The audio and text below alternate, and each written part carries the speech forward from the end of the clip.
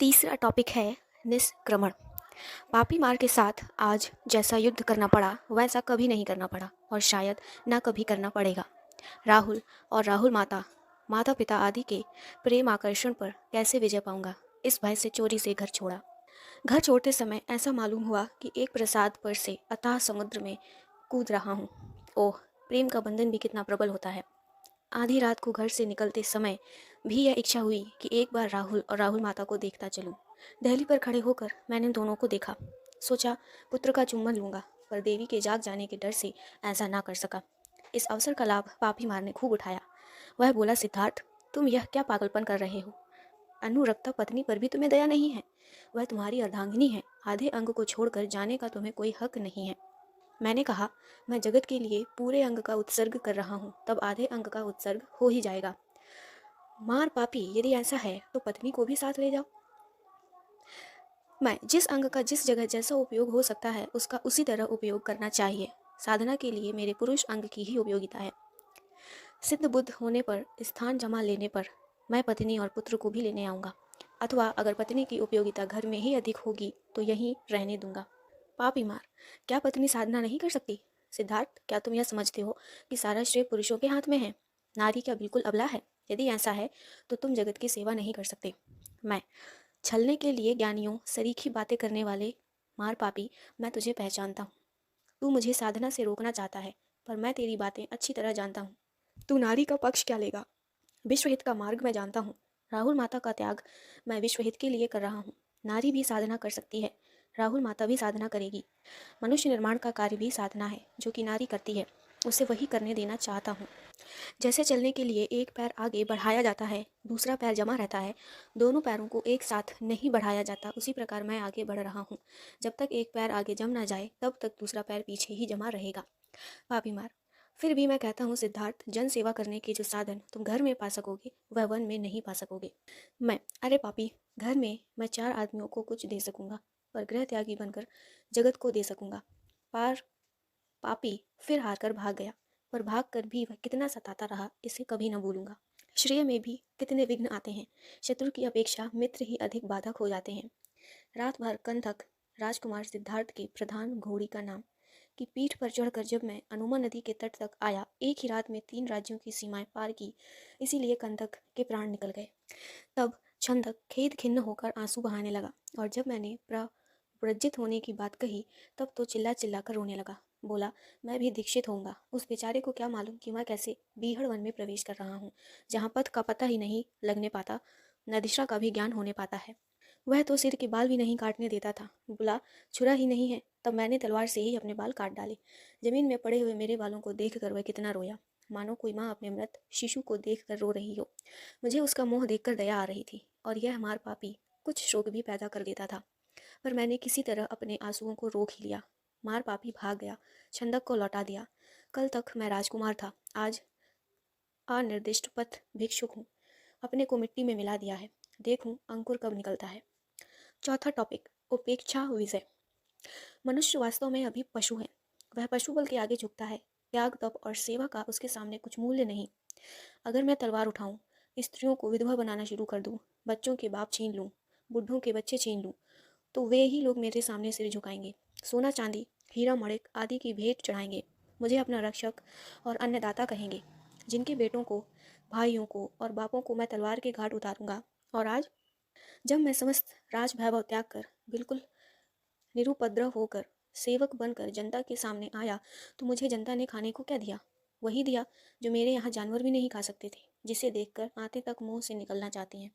मार पापी कह रहा है, मार्स, मैंने तुमसे कहा था ना, दुनिया को तुम्हारी त्याग की परवाह नहीं है। उसको दृष्टि में जैसे सैकड़ों भिखारी भीख मांगते फिरते हैं, वैसे तुम भी हो। तुम उसे इस तरह क्या दे पाओगे? लातों के देवता बातों से नहीं मानते। अगर तुम राजा बनकर आओ तो देखो तुम्हारा कैसा स्वागत होता है, तुम्हारी बातें किस तरह आदर से सुनी जाती हैं। तुम घर में 3 वर्ष के पुराने सुगंधित चावलों का भोजन करते थे, एक से एक बढ़कर रस पीते थे।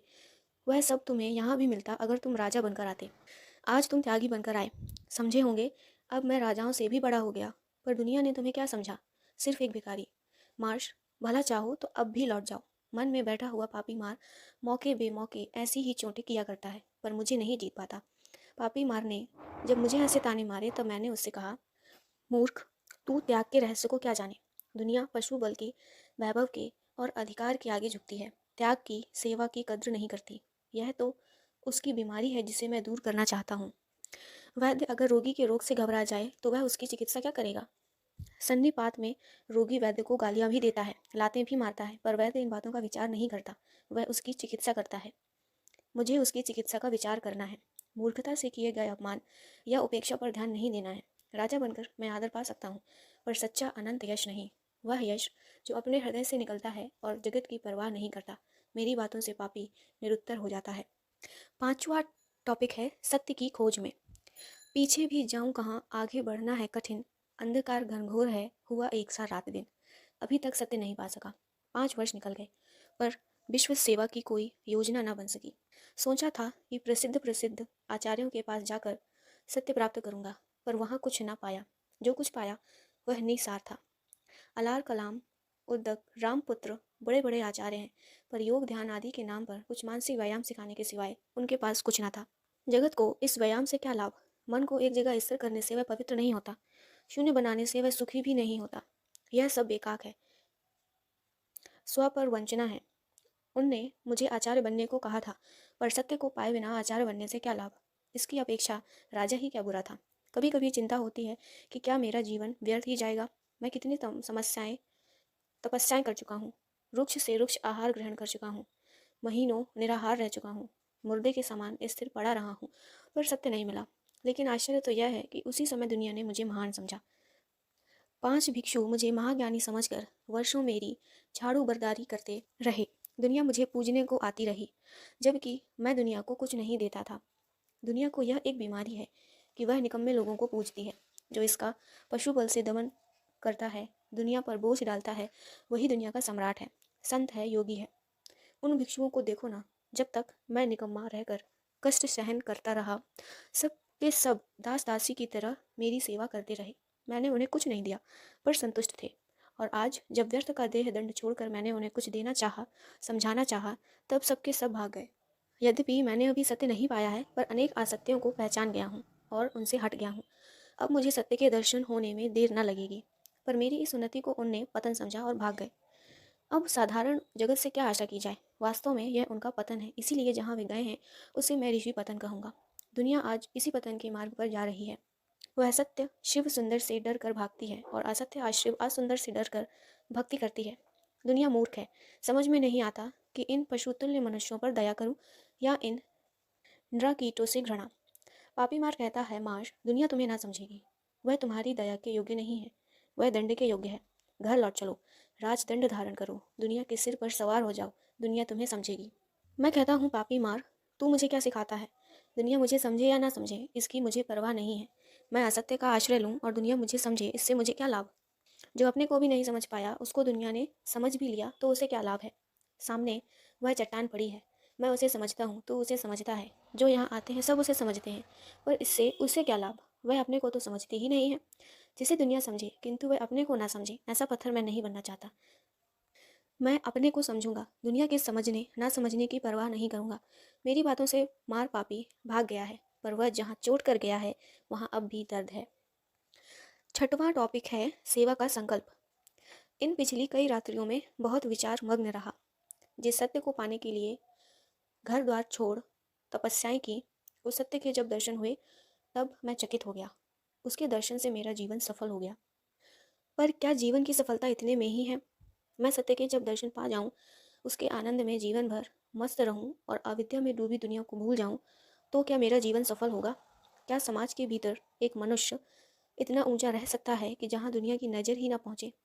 चारों तरफ जहाँ नरक बन गया हो, चीत्कार से कान फटे जाते हों, दुर्गंध से नाक पकी जाती हो, उस जगत के बीच अपनी छोटी सी फुलवाड़ी बनाकर फूलों की सुगंध लूं, दिव्य संगीत गाऊं और इस प्रकार आनंद में मस्त रहूं, तो क्या यह संभव है। समष्टि के उद्धार के बिना व्यक्ति का उद्धार कहाँ तक होगा। जगत में अगर पाप है तो उसका थोड़ा बहुत फल मुझे भी सहना पड़ेगा। जगत को उठाए बिना मैं कहाँ तक उठूंगा। पर जगत को उठाऊं कैसे। जगत क्या उठना चाहता है। क्या वह सच्चे रास्ते पर चलना चाहता है। जिस परम सत्य का मुझे दर्शन हुआ है, उसका तेज क्या जगत सह सकेगा। जगत अतिवाद का पुजारी है। अति को ही वह महान समझता है, उसी के सामने वह सिर झुकाता है। वह धन वैभव की अति करने वाले सेठों की पूजा करेगा, अधिकार की अति करने वाले राजाओं की पूजा करेगा, देहदंडी की अति करने वाले तापसों की पूजा करेगा। वह अगम्य का पुजारी है, आश्चर्य का पुजारी है, भय का पुजारी है, निरर्थकता का पुजारी है, पर प्रेम का पुजारी नहीं है, सरलता का पुजारी नहीं है। जगत के सारे अतिवाद दुख देने वाले हैं। एक ही रस की अधिकता से भोजन स्वादिष्ट नहीं बनता। केवल नमक ही नमक डालने से, या केवल मिर्च ही मिर्च डालने से, या गुड़ ही गुड़ डालने से भोजन में स्वाद नहीं आता। स्वादिष्टता के लिए मित्र मात्रा में सबकी जरूरत है। जीवन के लिए भी यही बात है। उसमें त्याग की जरूरत है, पर अनावश्यक देह दंड की नहीं। उसमें भोग की जरूरत है, पर इंद्रियों का गुलाम बनने की नहीं। मार्ग मध्य में है, निरति में है। पर क्या जगत इस बात को समझ सकता है? तब मैं जगत को सत्य दर्शन कैसे कराऊं? एक और बाधा है, जगत की दृष्टि बिल्कुल उल्टी है। जो जरूरी है उसे यह गैर जरूरी समझता है, जो गैर जरूरी है उसे जरूरी समझता है, जो ध्येय है उसे गौण बनाता है। इस तरह जब उसकी नज़र ही खराब है, तब उसे दिखाऊं क्या? मनुष्य सुख चाहता है, दुख से डरता है, पर ना तो सुख दुख समझने की चेष्टा करता है, न उसके कारण। जिन मनोविकारों से मनुष्य दुखी होता है, जगत को दुखी करता है, उन मनोविकारों को हटाने की उसे चिंता नहीं है। हमारे चारों तरफ जो दुख के कारण भरे पड़े हैं, उनको दूर करने की चिंता नहीं है। चिंता है उसको इन बातों की कि स्वर्ग कहाँ है, कैसा है, वहाँ अप्सराएं मिलती हैं कि नहीं, नरक कहाँ है, ईश्वर कहाँ है, कैसा है, परलोक कहाँ है, कैसा है। इस तरह की निरर्थक बातों में अपनी सिरपच्ची करता है। इन्हीं बातों को लेकर दलबंदी करता है, लड़ता है, झगड़ता है, निंदा करता है, फिर इसे कहता है धर्म। ऐसे पागल जगत को मैं क्या समझाऊं, कैसे समझाऊं? उसे तो दंभ चाहिए। कोई आदमी परलोक आदि के नाम पर उसको खुश करने वाली कल्पनाएं सुनाए, सर्वज्ञता का दम भर कर उसे ठगे, तो दुनिया उस पर खुश है। परंतु कोई सच्ची बात कहे, अज्ञेय को अज्ञेय कहे, सुख का सीधा और सरल रास्ता बताए, तो यह पागल जगत उसे ही पागल कहेगा। वह तो चाहता है कि कोई उसे अंधेरे में टटोलने का काम दे दे, कि जिससे वहाँ मन की कल्पनाएं करने को खूब जगह मिले। वहाँ प्रकाश नहीं चाहता, क्योंकि प्रकाश में कल्पनाओं को जगह नहीं है। प्रकाश के द्वारा परिमित दिखता है, पर ठीक दिखता है, किंतु मनुष्य को इससे संतोष कहाँ? वह तो अंधकार में रहकर अनंत कल्पनाएं करना चाहता है। ऐसे जगत को मैं क्या प्रकाश कैसे दूं? उल्लू को प्रकाश देने का क्या अर्थ? ना बाबा, मैं कुछ नहीं करना चाहता। जगत अपने में मस्त रहे, मैं अपने में मस्त रहूं। पापी मार कहता है यही ठीक है। मार्श, तुम सेवा के फंदे में मत पड़ो।